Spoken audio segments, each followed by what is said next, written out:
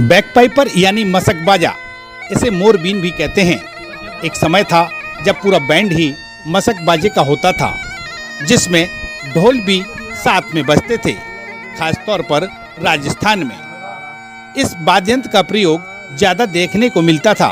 अभिनेता राज कपूर ने भी इस बाजे को संगम फिल्म में बजाया था। मध्य प्रदेश से यह वाद्ययंत्र अब विलुप्त सा हो गया है, लेकिन करेरा अंचल के ग्राम डामरन कला में 82 साल के बुजुर्ग घमंडी लाल आज भी इस बाजे को बजाते हैं। घमंडी लाल करेरा अंचल ही नहीं, आसपास के अन्य जिलों में भी इस बाजे को बजाने पहुंचते हैं। अवसर होता है शादी विवाह और धार्मिक आयोजनों का, जिसमें वह पहुंचते हैं और निःशुल्क बाजा बजाकर लोगों को अपनी ओर आकर्षित करते हैं। बाजे के साथ उनकी वेशभूषा अलग होती है। बाजे के साथ उनका नृत्य भी देखने काबिल है। 82 की उम्र पार उनकी यह लगन उनके जज्बे को सलाम करने पर मजबूर करती है, क्योंकि बैकपाइपर बजाने में हवा का होना जरूरी है, जो घमंडी लाल इस उम्र में भी अपने मुंह से बैकपाइपर में आज भी भरते हैं। इनका नाम भले ही घमंडी लाल हो, परंतु जब आप इनसे मिलेंगे तो घमंड बिल्कुल नहीं पाएंगे। इनकी सरलता और सहजता भी काबिल तारीफ है। यही वजह है कि घमंडी लाल एक बार सरपंच भी रह चुके हैं। घमंडी लाल से बात की जनपहल न्यूज ने।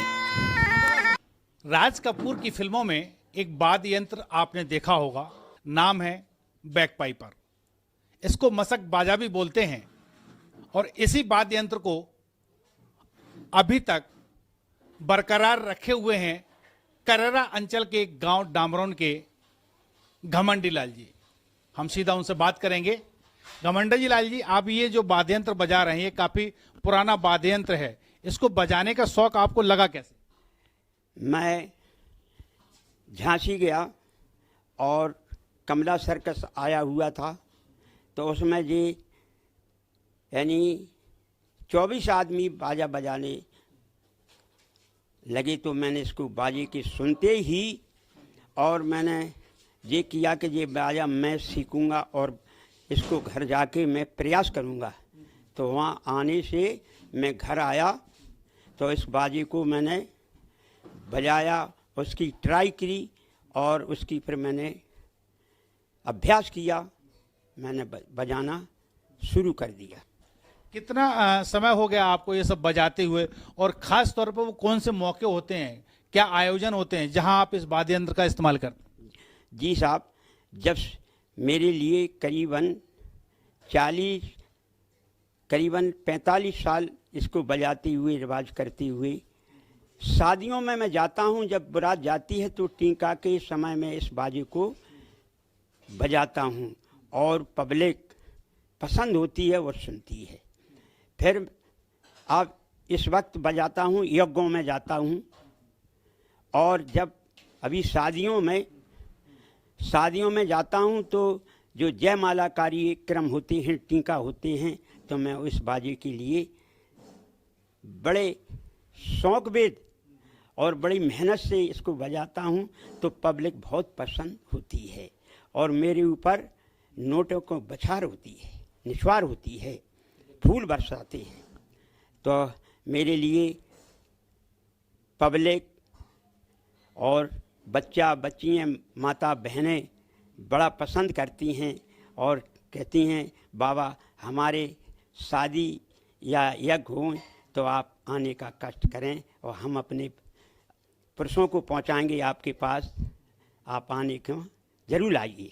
बिल्कुल, मैंने भी जब पहली बार आपको देखा तो वो भी आयोजन एक यज्ञ और भागवत कथा का था, जहां पहली बार आपसे मुलाकात हुई थी, और उस दिन से मुझे लगा कि क्यों ना क्यों जहां आपने ये परंपरा को जारी रखा हुआ है, तो आपसे हम बात करेंगे। तो हम जानना ये भी चाहेंगे, ये जो पूरा वाद्य यंत्र है, इसमें किस किस चीज़ का इस्तेमाल होता है, कैसे ये बना है और कैसे ये बजता है? जी, इसका कारखाना फिरोजाबाद में बड़ा कारखाना है, वहाँ ये बनता है और मेरठ में भी तैयार होता है। मेरठ है, मेरठ में ये मिलता है और वहाँ से हम ले आते हैं। तो ये विज्ञानों ने इस बाजा बजाने से पुरुष मानुष माता बहनें बच्चे पसंद होते हैं। और इसका हमने बूढ़े बुजुर्गों से पूछा तो देवता भी पसंद होते हैं। सांप कितने ही नीचे गहरा, चाहे 25 फुट हो 50 फुट हो, जो हमारी आवाज़ सुनेंगे, हम महुअर बजाएंगे तो बाजा बाहर निकल के आएगा। अच्छा जी। इसमें इस्तेमाल किस किस चीज़ का होता है इस बाजे में? इसमें लकड़ी, कीमती लकड़ी लगाई जाती है और लकड़ी लगाई जाती है और उसको स्टील या तांबे के श्यामें जड़ी रहती हैं।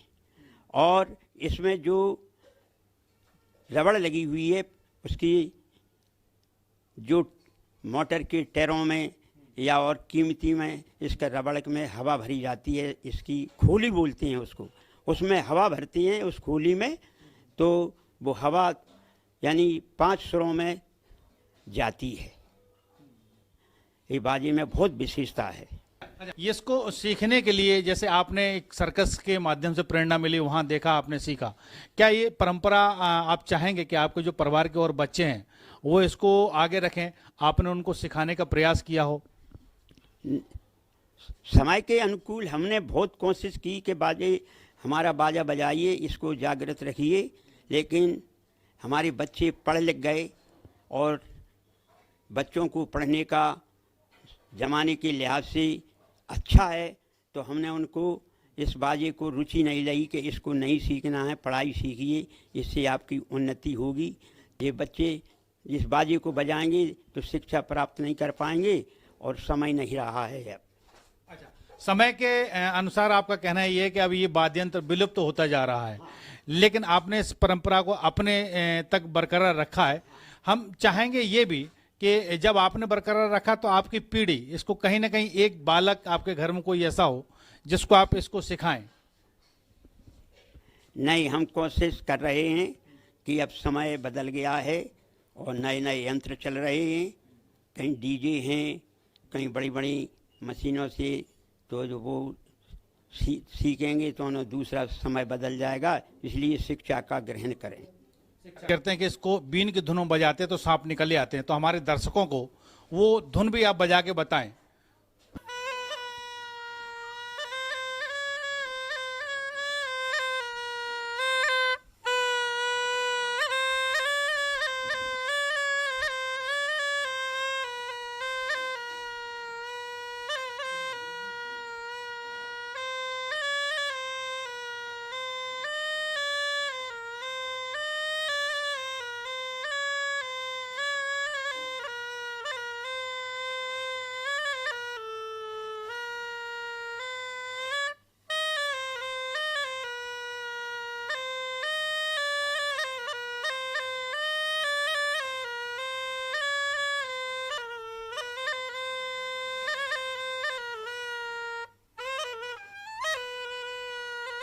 तो ये थे हमारे साथ घमंडी लाल जी। इनकी आयु भले ही 82 साल हो गई हो, लेकिन इस पुराने वाद्य यंत्र को आज भी उन्होंने अपने शौक और व्यवसाय के रूप में बचाए रखा है। आज भी वो शादी विवाह हों या अन्य धार्मिक आयोजन हो, उनमें जाके इस वाद्य यंत्र को बजाते हैं तो निश्चित रूप से लोगों का आकर्षण उनके प्रति बढ़ जाता है। कैमरा सहयोगी संजीव साहू के साथ नरेंद्र तिवारी, जनपहल न्यूज, करर।